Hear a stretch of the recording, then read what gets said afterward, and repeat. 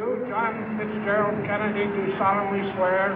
I, John Fitzgerald Kennedy, do solemnly swear. That you will faithfully execute the office of President of the United States. That I will faithfully execute the office of President of the United States. And will, to the best of your ability. And will, to the best of my ability. Preserve, protect, and defend the Constitution of the United States. Preserve, protect, and defend the Constitution of the United States. So help you God. So help me God.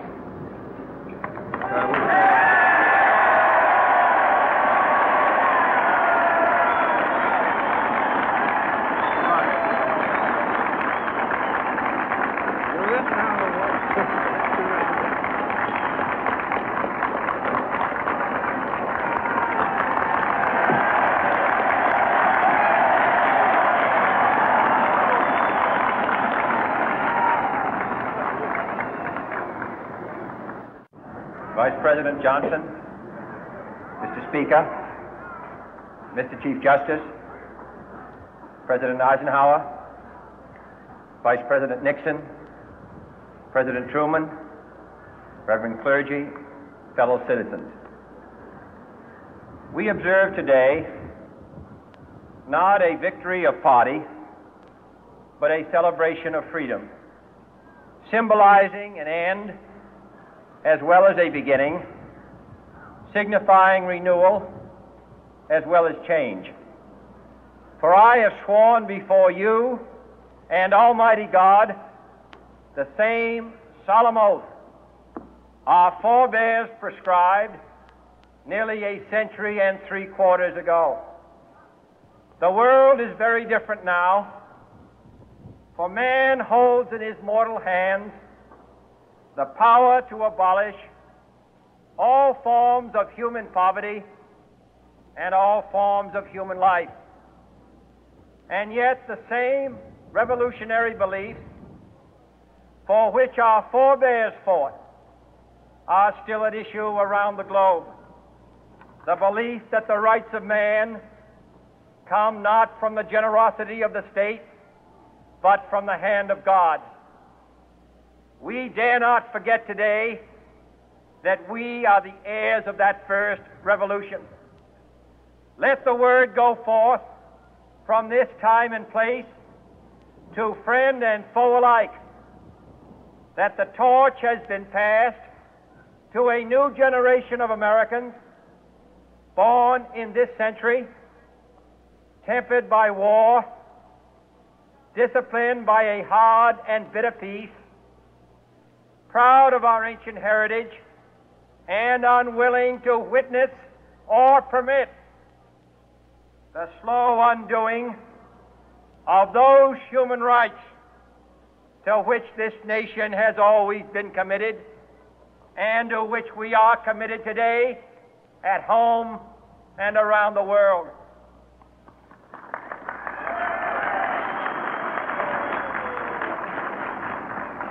Let every nation know, whether it wishes us well or ill, that we shall pay any price, bear any burden, meet any hardship, support any friend, oppose any foe to assure the survival and the success of liberty.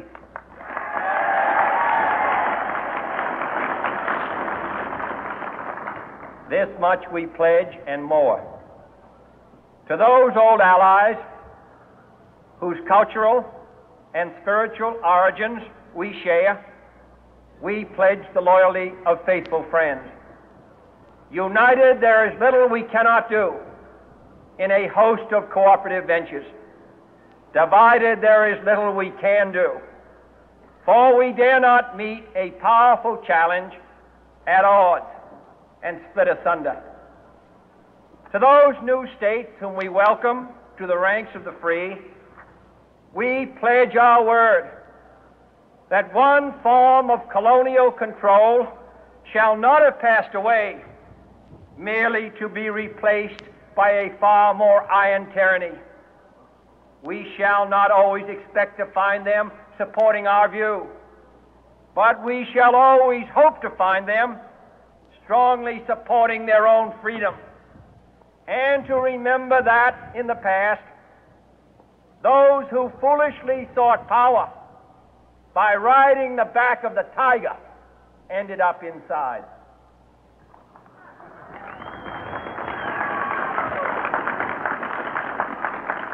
To those people in the huts and villages of half the globe struggling to break the bonds of mass misery, we pledge our best efforts to help them help themselves for whatever period is required, not because the communists may be doing it, not because we seek their votes, but because it is right.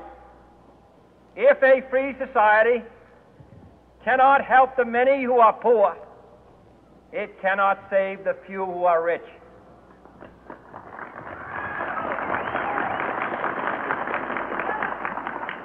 To our sister republics south of our border, we offer a special pledge to convert our good words into good deeds, in a new alliance for progress, to assist free men and free governments in casting off the chains of poverty. But this peaceful revolution of hope cannot become the prey of hostile powers. Let all our neighbors know that we shall join with them to oppose aggression or subversion anywhere in the Americas. And let every other power know that this hemisphere intends to remain the master of its own house.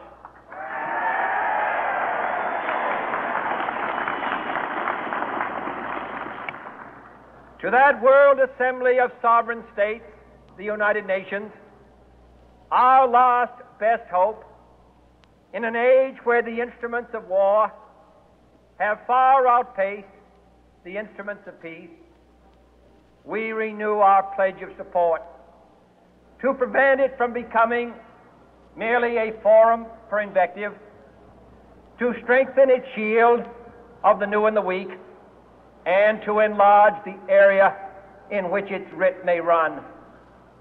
Finally, to those nations who would make themselves our adversary, we offer not a pledge, but a request that both sides begin anew the quest for peace.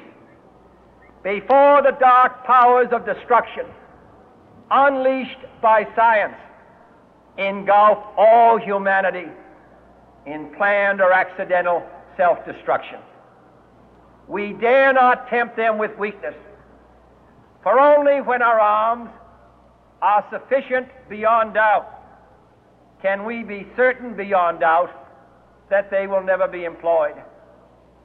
But neither can two great and powerful groups of nations take comfort from our present course, both sides overburdened by the cost of modern weapons, both rightly alarmed by the steady spread of the deadly atom, yet both racing to alter that uncertain balance of terror that stays the hand of mankind's final war. So let us begin anew, remembering on both sides that civility is not a sign of weakness, and sincerity is always subject to proof. Let us never negotiate out of fear, but let us never fear to negotiate.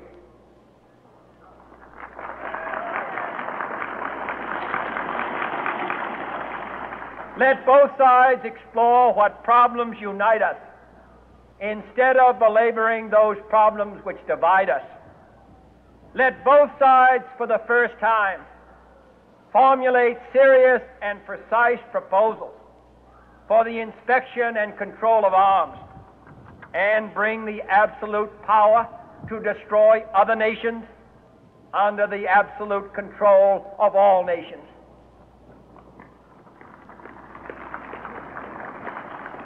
Let both sides seek to invoke the wonders of science instead of its terrors. Together, let us explore the stars, conquer the deserts, eradicate disease, tap the ocean depths, and encourage the arts and commerce.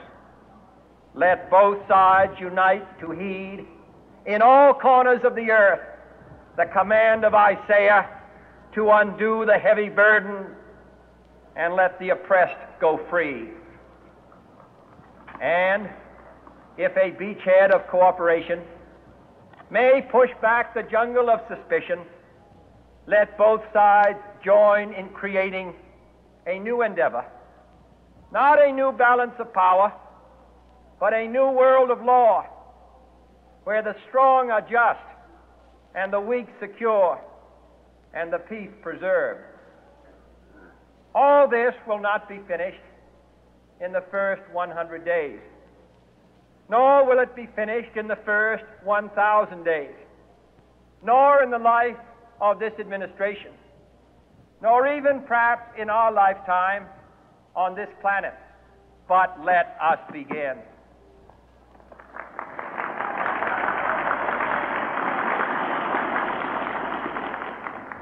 In your hands, my fellow citizens, more than mine, will rest the final success or failure of our course. Since this country was founded, each generation of Americans has been summoned to give testimony to its national loyalty. The graves of young Americans who answered the call to service surround the globe. Now the trumpet summons us again, not as a call to bear arms, though arms we need, not as a call to battle,